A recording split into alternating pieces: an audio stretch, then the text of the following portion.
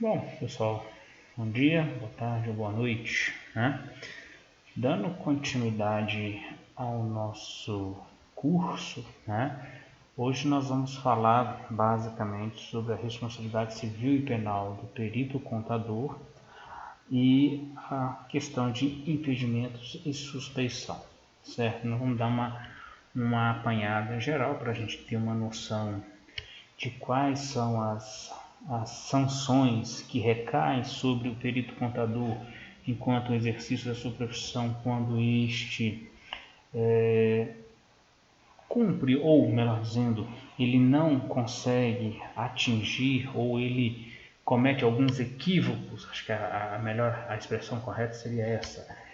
Quando o perito contador ele comete alguns equívocos na execução do seu trabalho, né, quais são as sanções que recaem sobre ele em termos civil, penal, criminal, administrativamente, né, via conselho, enfim. Então nós vamos ter um apanhado geral sobre estes pontos. E posteriormente nós vamos falar dos procedimentos de impedimento e suspeição e substituição, consequentemente, do perito contador oficial. Lembrando que quando eu falei há alguns encontros para trás, questões de impedimento e suspeição não recaem sobre o assistente técnico, certo? É uma situação que é exclusiva do perito oficial, pois este tem que ser o profissional independente, autônomo, ele não pode ter nenhum vínculo com as partes. Por isso que se trata especificamente do perito contador oficial. Já os assistentes não há que se falar de impedimento ou suspeição. Por quê?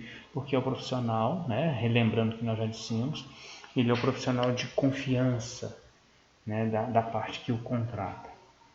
Certo? Mas enfim, a gente vai relembrando esses pontos aí no decorrer deste vídeo aqui. Então nós vamos começar falando sobre a responsabilidade civil e penal do perito contador, tá certo? Então vamos lá. Então no exercício da profissão, o profissional por causa, ou profissional que causar, né, que causar danos a qualquer uma das partes, deverá ressarcir, seja por dolo ou culpa. O que está dizendo aqui? Independente de se foi intencional ou não o dano que eu causei na parte que foi prejudicada no processo, eu vou ter que ressarci-lo, tá certo? Seja porque eu cometi algum equívoco, seja porque eu deveria ter escusado um trabalho e mesmo assim aceitei, desenvolvi e levei algum prejuízo a ela, enfim. Então, de alguma forma, eu vou ter que ressarcir o dano causado à parte, porque eu cometi, enquanto perito oficial, né, perito contador oficial, algum tipo de equívoco, algum tipo de erro, né? Seja ele por dolo ou culpa. Aí a gente resgata aqui os conceitos de dolo. Dolo é a prática de um ato de forma intencional, premeditada, e visa o proveito em causa própria. Então, o perito contador, ele, mesmo ciente da responsabilidade dele em recusar um trabalho em face, seja de especialização requerida, ou mesmo por estar amparado nas questões de impedimento e suspensão, ele mesmo assim aceita o trabalho e desenvolve o trabalho, ou seja, ele está de certa forma causando um dano doloso às partes, ele vai ter que ressarcir, tá certo? Já a culpa, né? A culpa é o resultado da negligência, imperícia ou imprudência. É o não intencional, vamos dizer assim. Então você tem o dolo, que seria o intencional, e a culpa, que seria o não intencional. O perito contador, ele aceitou um trabalho que ele não deveria porque ele não conhece a matéria periciada, né? Então ele foi imprudente, foi negligente e de certa forma ele foi imperito porque o resultado do trabalho não levou ele a conclusão alguma, né, que permitisse ao juiz tomar a melhor decisão.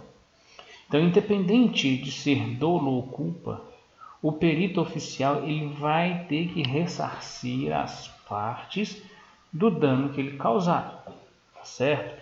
Então a gente já tem que ficar atento a esse detalhe, porque independente de ter sido por querer ou sem querer, nós vamos ter que ressarcir os danos causados. Você tem o Hug aqui, 2007, ele fala, olha, que o juiz determinará sobre o valor da causa uma penalidade ao perito que causar danos às partes. O juiz é que vai determinar, dada essa conjectura, seja por dolo ou culpa, o juiz vai arbitrar um valor em termos de indenização que o perito vai ter que pagar à parte em função do dano que ele causou, tá certo? Então é importante a gente ficar atento com relação a muitos detalhes. A gente já falou, a gente vai estar sempre falando a questão principalmente de impedimento e suspeição. Alberto 2009 explica que as multas variam de 1 salário mínimo a 10 salários mínimos, certo? Então tem essa variação, tá? Então você tem nesse contexto o Código Penal em seu artigo 342, certo? Que ele fala: fazer afirmação falsa ou negar ou calar a verdade, como testemunha, perito, olha o destaque aqui, perito, contador, tradutor ou intérprete em um processo judicial ou administrativo, inquérito policial ou em juízo arbitral, a pena é reclusão de 2 a 4 anos e multa.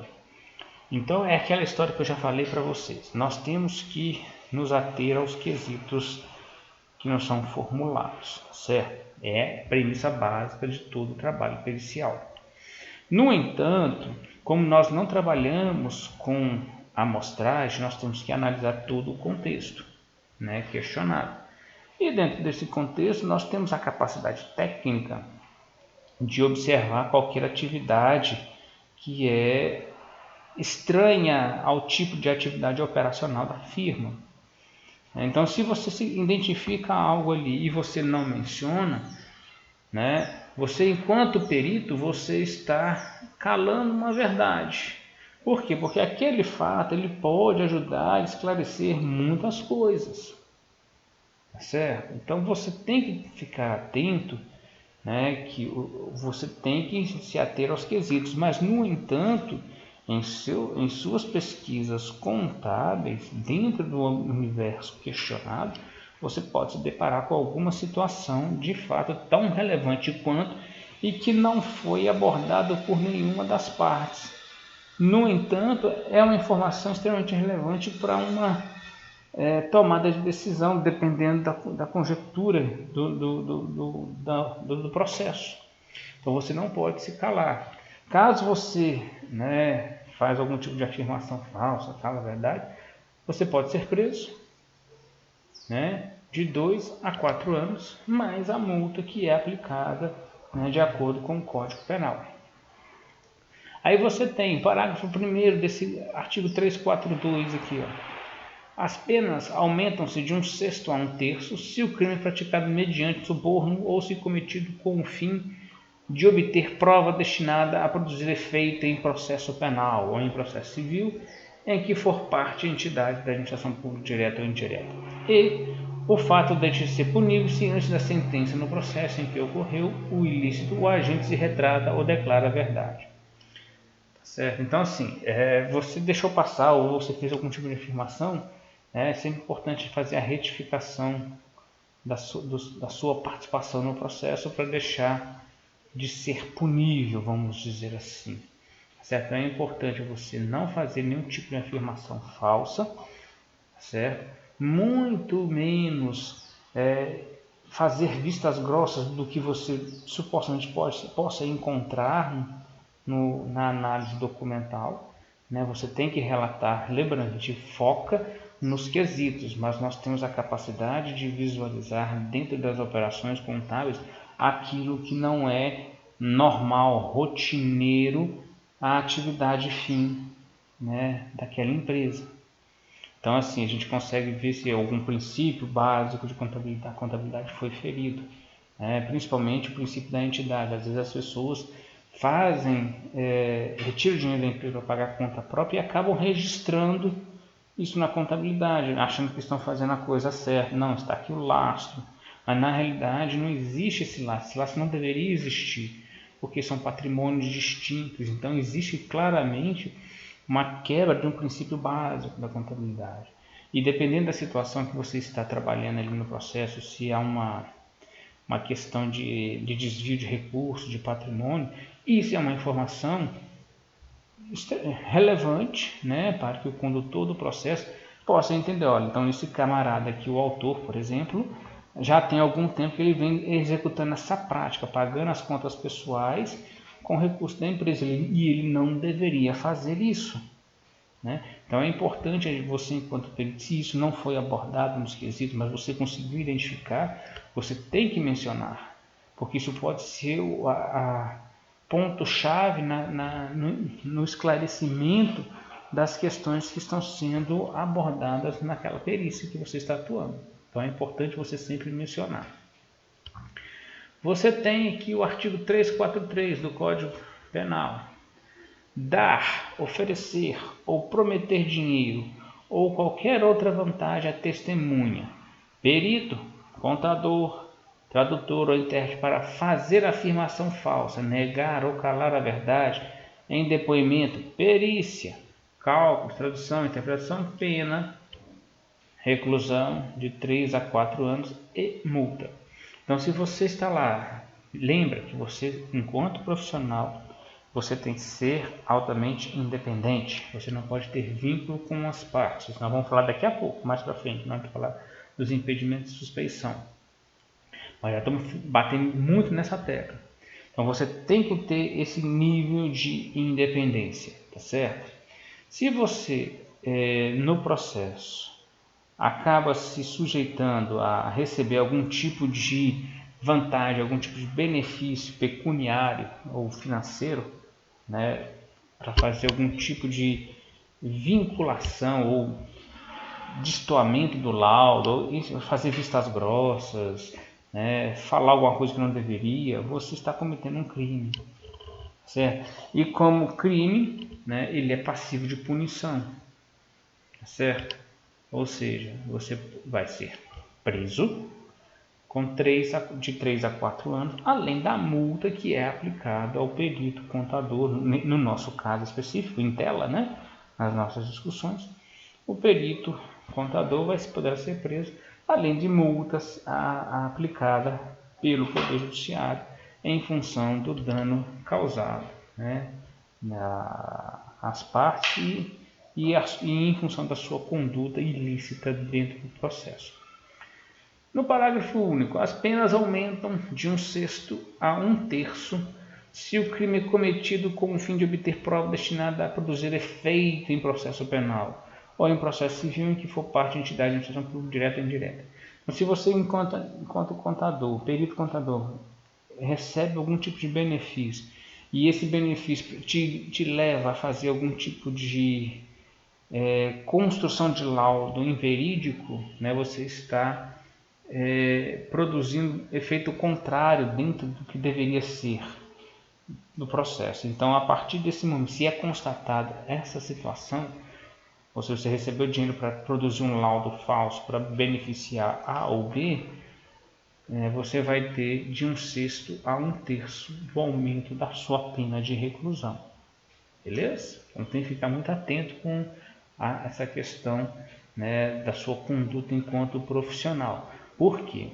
Porque você tem que ser um profissional independente, você não pode ter vínculo com nenhuma das partes, porque você tem que buscar a verdade dos fatos, independente de quem esteja envolvido, porque o condutor do processo, ou seja, o juiz, ele precisa da sua informação para que ele possa tomar a melhor decisão possível dentro do contexto que está sendo questionado.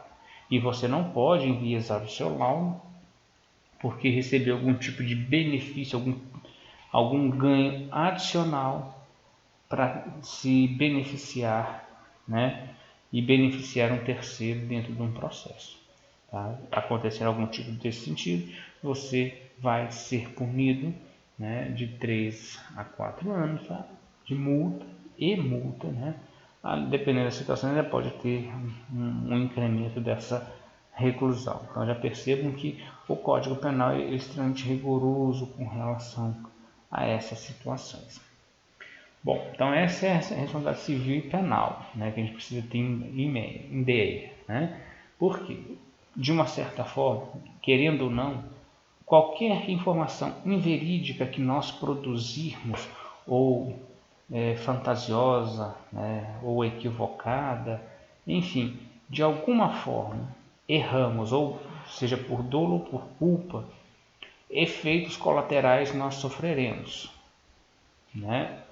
Ou seja, poderemos ser presos, né, além de aplicação de multa, tá certo?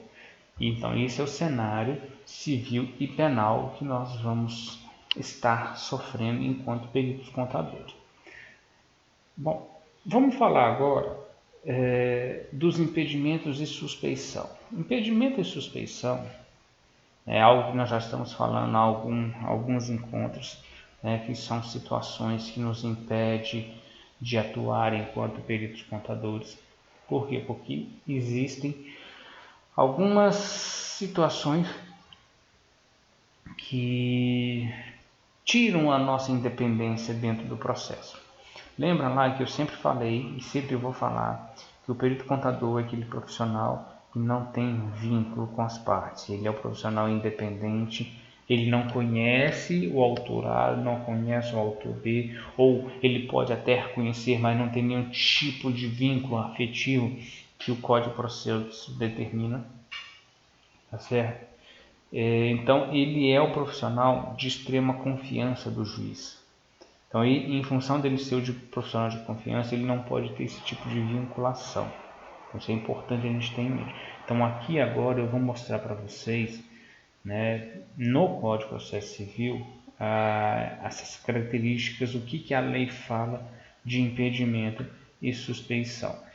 Né? Então, nós temos aí inúmeras situações que podem impossibilitar a atuação do perito, né, no processo, o que pode levar a uma desqualificação do laudo, certo? Então, existem situações que vão me deixar, em vez de ser uma pessoa independente dentro do processo, eu vou ser uma pessoa completamente enviesada, né? E isso vai fazer com que o meu laudo seja o mais enviesado possível. O que eu quero dizer como enviesado? Tendencioso. Por exemplo, se eu tenho uma relação de inimizade com alguma das partes, naturalmente, porque o ser humano é racional, né, dentro desse universo que nós habitamos, existe uma coisa chamada racionalidade do ser humano, e racionalmente, se eu não gosto de A ou de B, ou de A e B, naturalmente instintivamente, corre-se o risco de eu querer tentar prejudicar essa parte que eu não tenho uma boa relação, vamos dizer assim, ou tenho algum tipo de problema explícito com essa parte, eu vou tentar, dada a minha emoção ou a minha racionalidade, prejudicar o máximo possível. Isso está me tornando o meu laudo enviesado, ou seja, tendencioso. Certo? Então é importante a gente ter muito cuidado com relação a essas questões de impedimento e suspeição. Os impedimentos e suspeição são tratados nos artigos 144 a 148 do Código de Processo Civil. Está lá no Código de Processo Civil. Mas se você pegar lá no Código de Processo Civil e ler, né, fazer uma leitura do jeito que está lá, você não consegue visualizar a pessoa do perito, porque ele não menciona a pessoa do perito. No entanto, é importante se frisar isso, que o perito contador, quando ele especificamente no nosso caso, ou o perito, quando ele é nomeado, eu já disse isso, né? Quando ele é nomeado, ele se torna a pessoa do juiz, certo? Ele passa a ser a representação do juiz durante o andamento do processo, durante a execução da perícia. Ora, se ele passa a ser a personificação do juiz durante a execução do trabalho, automaticamente o Código de Processo Civil, especificamente os artigos 144 a 148, vão recair sobre ele. Né? Então, por analogia extensiva, nós trazemos as questões de impedimento e suspeição que recaem sobre a pessoa do juiz, né, que é explicitamente tratado no Código de Processo Civil, e aplicamos à pessoa do perito. No nosso caso, no perito contador. Beleza? Então, lá não se trata explicitamente, não há nenhuma menção explícita de perito contador. Né? Lá se trata da pessoa do juiz. Mas, dada essa questão da associação, nós trazemos, né, da personificação, melhor dizendo, do juiz durante o trabalho pericial na pessoa do perito, nós trazemos, por analogia extensiva,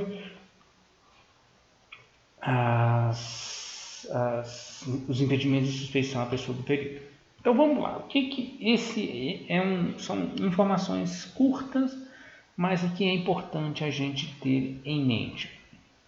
Então, primeira situação, ter relação profissional nos últimos 5 anos com qualquer uma das partes. Então, você, enquanto perito contador, você foi nomeado num processo.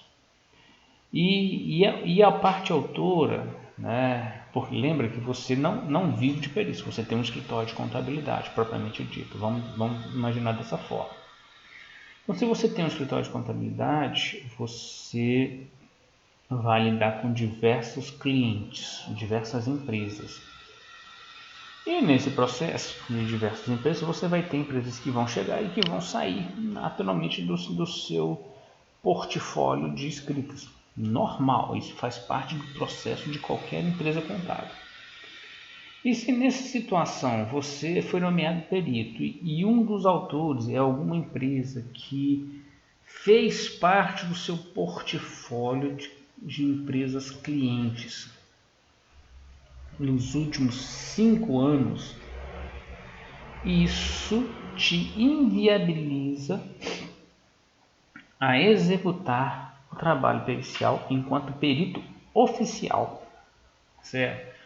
Por quê? Porque você vai ter algum tipo de vínculo, existirá ainda algum tipo de vínculo. Ah, mas eu tive essa empresa ficou comigo há 10 anos atrás. Bom, beleza, com base no Código de Processo Civil, né, você não pode ter dos últimos 5 anos. Ah, mas dos últimos 6, 7, 8, 10 anos, né, até que se prove o contrário, né, haja algum dispositivo legal contrário a essa questão de impedimento de suspensão, você vai poder atuar normalmente. O que não pode é nos últimos 5 anos, você, em função dessa relação comercial, né, dos últimos 5 anos, você não pode exercer nenhum tipo de trabalho pericial enquanto perito oficial, tá certo? Ah, mas você é assistente técnico. Cara, paciência, aí você desenvolve normalmente. Não recai. Lembra, essas questões de impedimento do perito e suspeição não recaem sobre a pessoa do perito contador assistente, certo? Não recaem. Ela recai única e exclusivamente no perito oficial. Ser amigo íntimo ou inimigo de uma das partes. Isso aqui também é muito óbvio, mas é bom a gente sempre dizer. Então, como eu disse, nós somos seres humanos e como seres humanos nós somos racionais. Se eu tenho num processo uma pessoa que é muito meu amigo, é meu irmão, é meu pai, né? Enfim, é meu irmão, meu brother de ir para cervejada, jogar bola, enfim, tenho uma amizade muito grande com essa pessoa. Naturalmente, eu vou tentar ajudá-lo, caso eu seja nomeado perito oficial. Ou se eu sou inimigo do cara, não quero ver o cara nem pintado de ouro, naturalmente, instintivamente, eu posso querer, não estou dizendo que isso vai acontecer, mas eu posso querer complicar a vida das pessoas.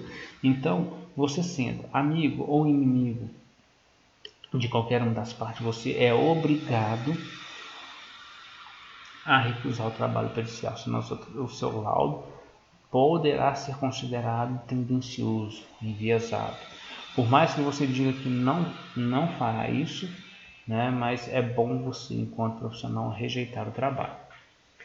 Ter interesse direto ou indireto no julgamento da lide, né?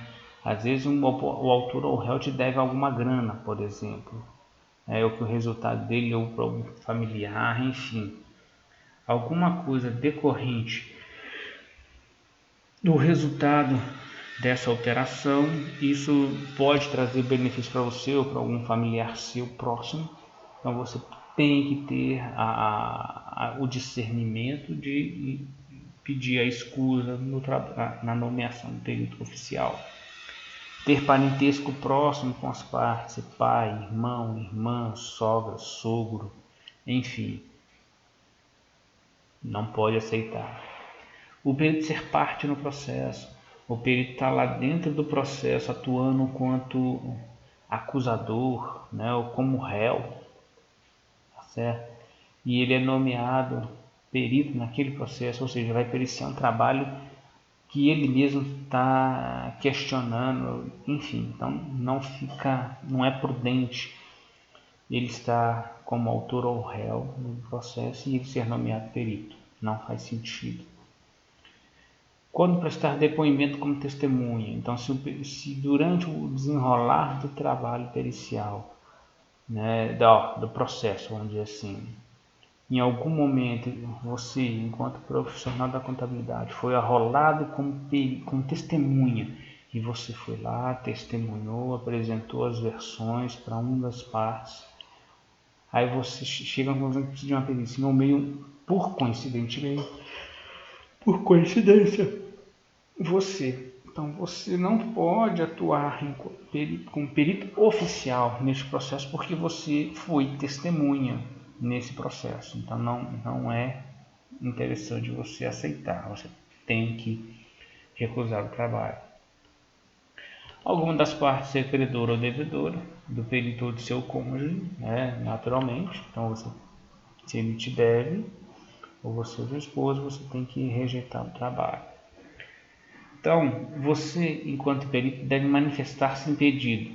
Assim, não compromete o seu trabalho. Então, é importante, você, durante o prazo que você tem de análise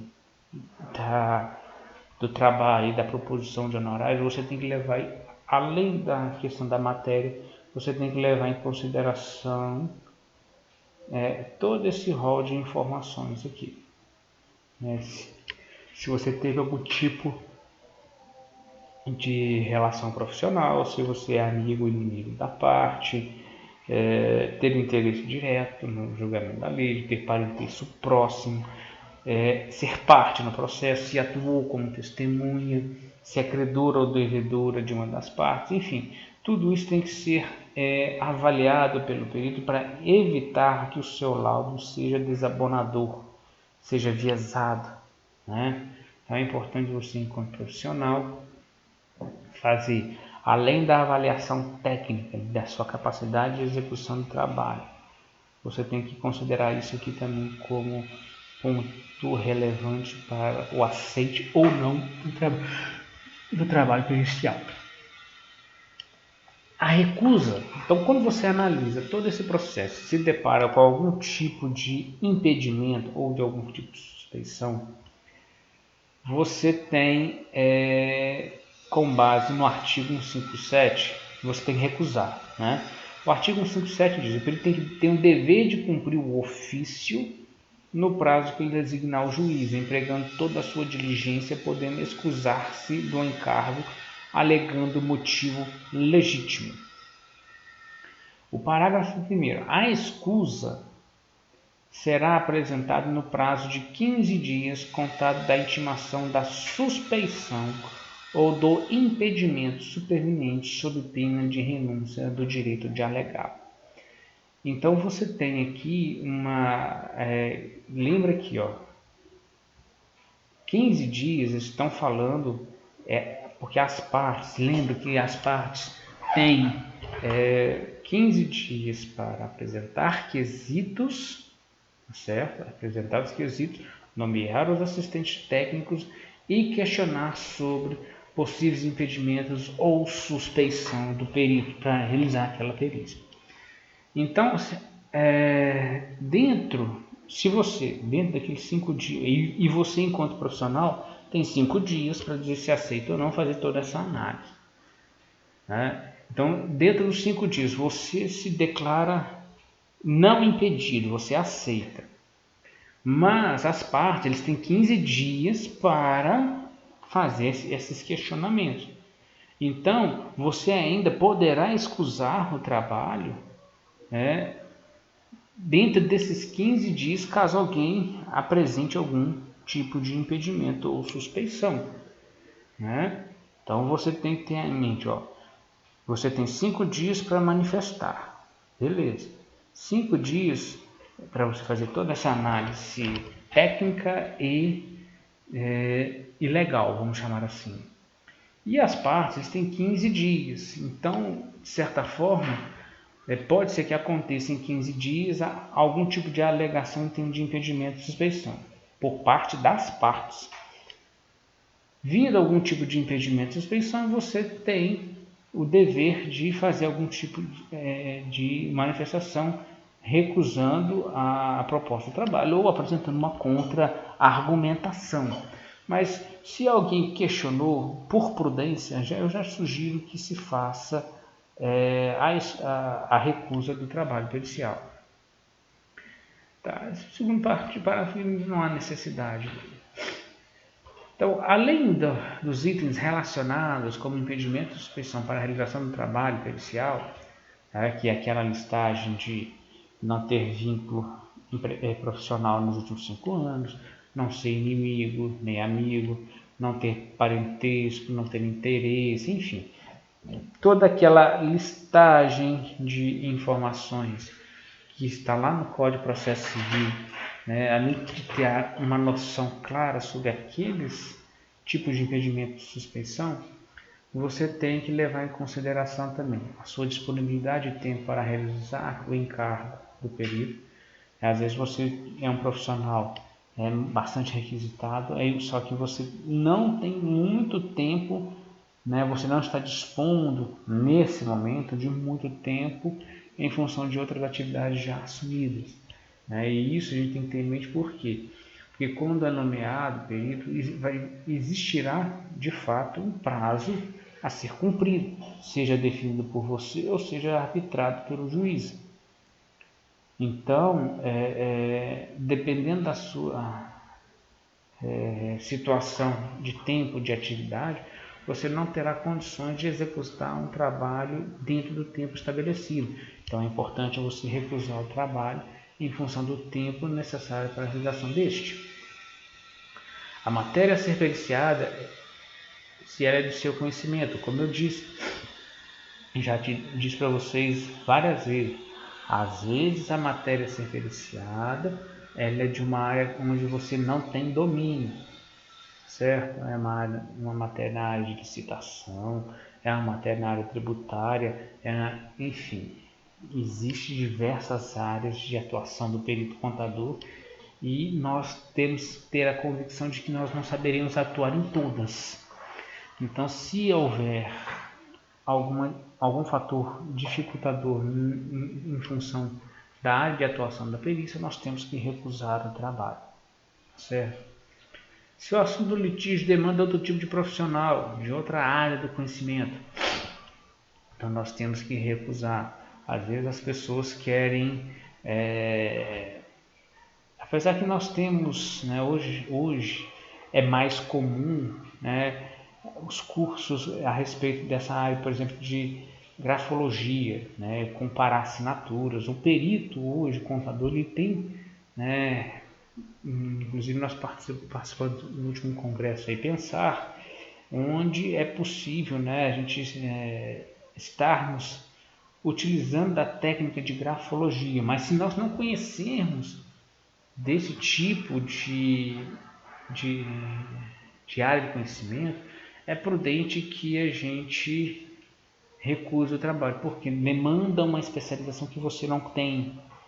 Aí nós já vimos lá no início do vídeo, né, do nosso encontro de hoje, é que se nós fizermos algum tipo de informação falsa, negar a verdade ou levar o juiz ao erro, né, consequentemente levando o juiz ao erro, nós poderíamos ser presos, além de aplicação de multa, além de outras complicações ainda que podem vir em termos de administrativamente dentro do conselho. Então a gente tem que recusar o trabalho pericial. Estado de saúde, às vezes você anda debilitado de saúde, né? Então você também pode negar a sua nomeação em função de estado de saúde, né? Você não se encontra bem, né? Às vezes você está com algum problema um pouco mais sério, demanda um tratamento mais específico, mais demorado, isso está te deixando debilitado, você pode recusar a sua nomeação em função dessa situação.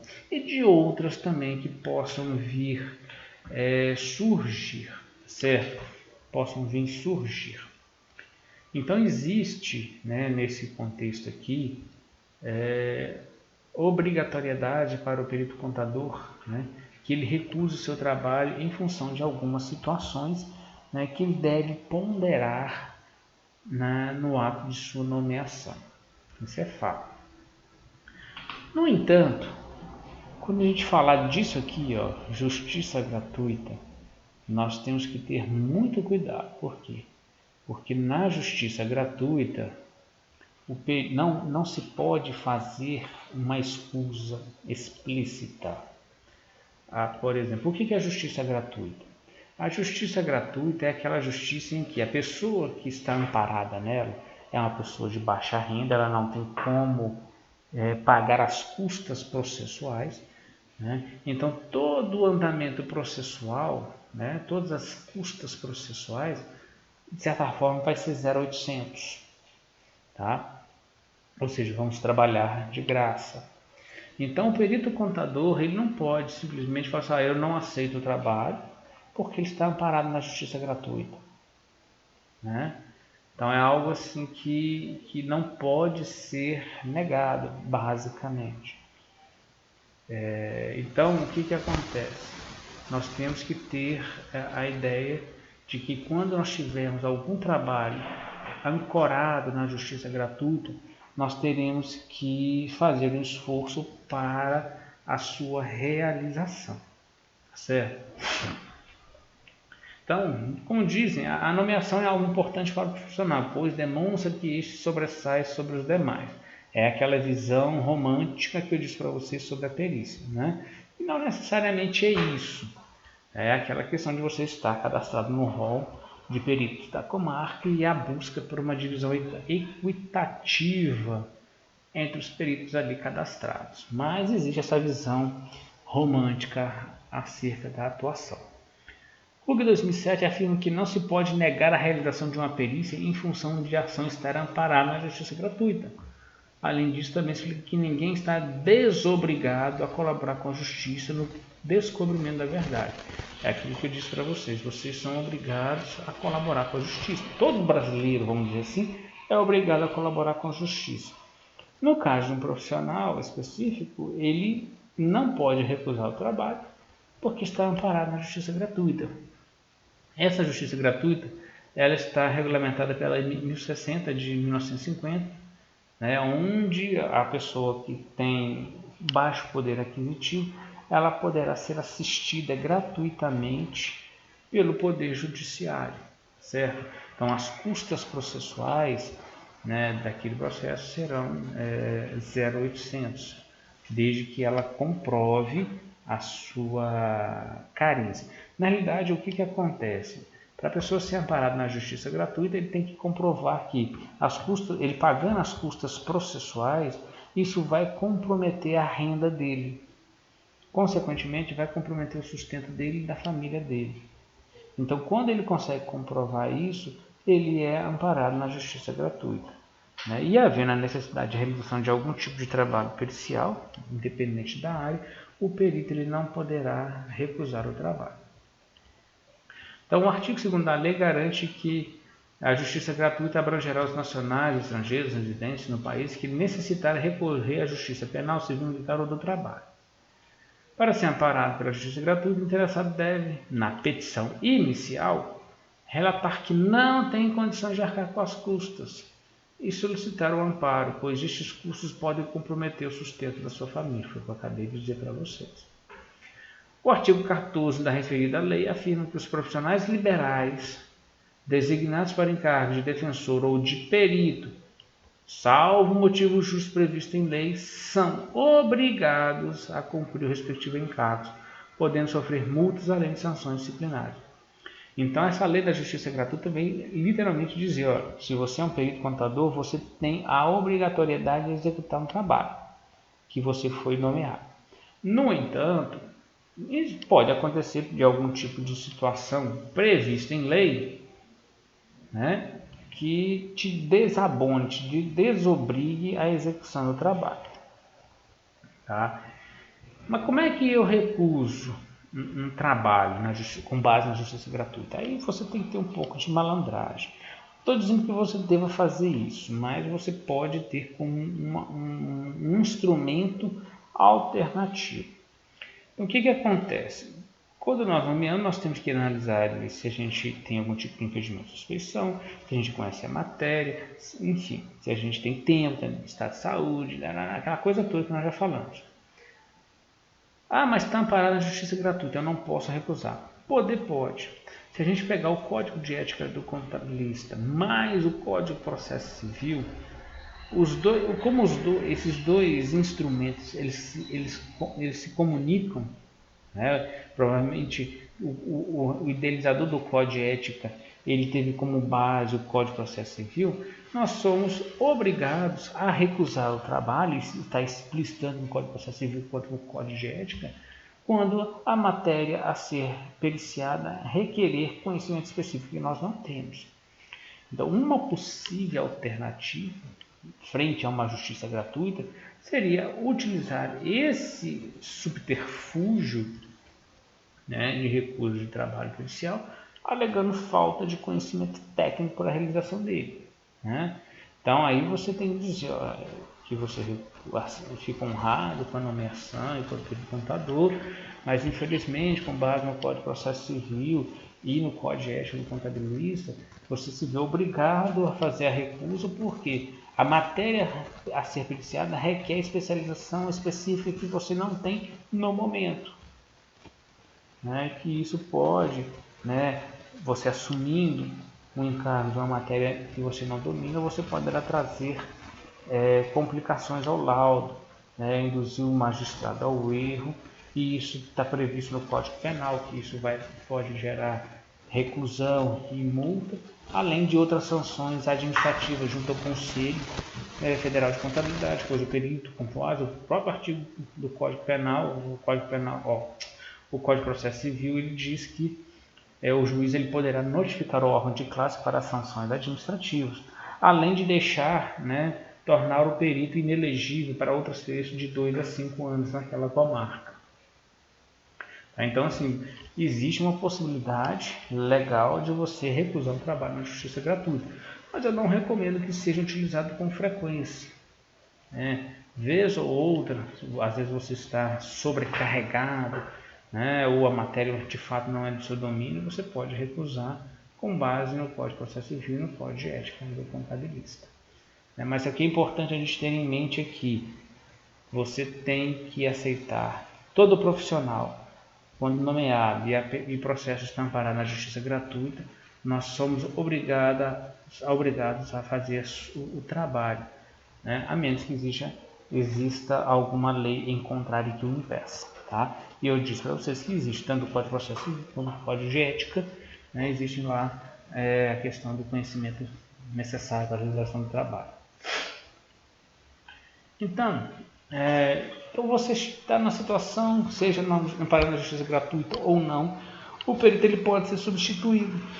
O que é a substituição do perito? A substituição é a troca dele.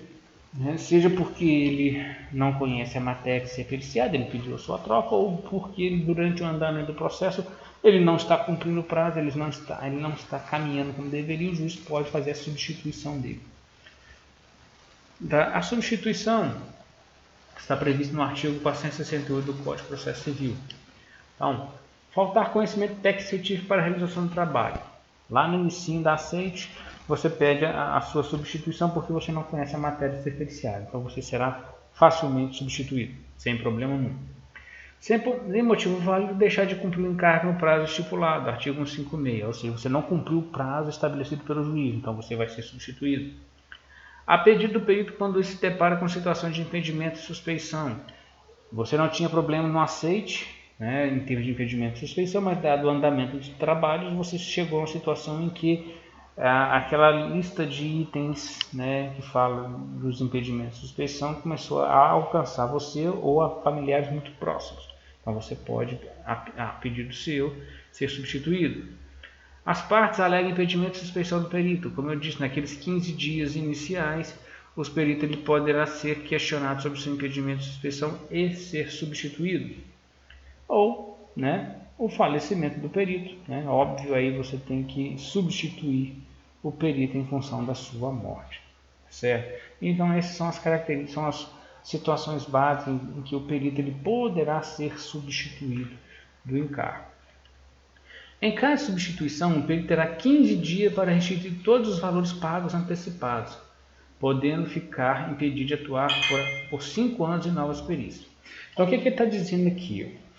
Porque assim, quando a gente for falar de honorário, a gente vai ver também que a gente pode pedir até 50% do valor do honorário inicialmente arbitrado ou negociado a título de antecipação para atender às questões do andamento do processo. Então, se você recebeu essa antecipação e você foi substituído, a partir do seu momento de substituição, né, você tem 15 dias para devolver aquilo que você recebeu. Certo? Eu recebi R$3.500 de antecipação. Então, você vai ter que devolver os R$3.500 em 15 dias. Né? E você pode ficar inabilitado por até 5 anos para atuar naquela nova perícia, quando você é substituído por algum tipo de imprudência sua, incompetência sua. Não havendo a devolução voluntária, a parte responsável pelo pagamento poderá ajuizar ação contra o perito. Então, se você, enquanto perito, não devolver o dinheiro que você recebeu antecipado, a parte que pagou essa antecipação vai, com certeza, irá ajuizar uma ação contra você de danos morais, enfim, para tentar reaver o valor que ele pagou antecipado para você. Beleza? Então é isso, gente. Essa é a ideia que nós temos que ter em termos de impedimento e suspeição, né? O que afeta a atuação do perito enquanto contador, do contador enquanto perito, melhor dizendo, né? E o que vai acarretar na sua substituição, sabendo que a gente tem que ter a responsabilidade, né, de reconhecer nossas limitações, porque existem sanções extremamente graves que poderão ser impostas ao perito, de uma forma geral, né, em função da sua incompetência, né, seja ele de forma dolosa ou culposa. Tá? Então você tem que saber que prestarmos informações falsas ou calar a verdade, nós vamos induzir o juiz ao erro, né? Poderemos ser presos, né, de 2 a 4 anos, né, ter um acréscimo nessa penalidade, além de pagar multas. Nós podemos ser notificados ao conselho de classe para que sanções administrativas sejam tomadas, né, ou seja, com base no Código de Ética do Profissional Contabilista, né? E podemos ficar inabilitados para atuar em novas perícias por até 5 anos. Então existe uma série de sanções que são aplicadas ao perito em função de uma decisão equivocada, seja por não ter se declarado impedido suspeito ou ter sido corrompido durante o processo pericial, enfim. Existem sanções, nós seremos penalizados e isso trará consequências mais sérias dependendo da gravidade dos fatos para nossa atuação enquanto profissional naquela comarca. Beleza? Então é isso. Nós ficamos aqui e a gente se vê no próximo vídeo. Até mais.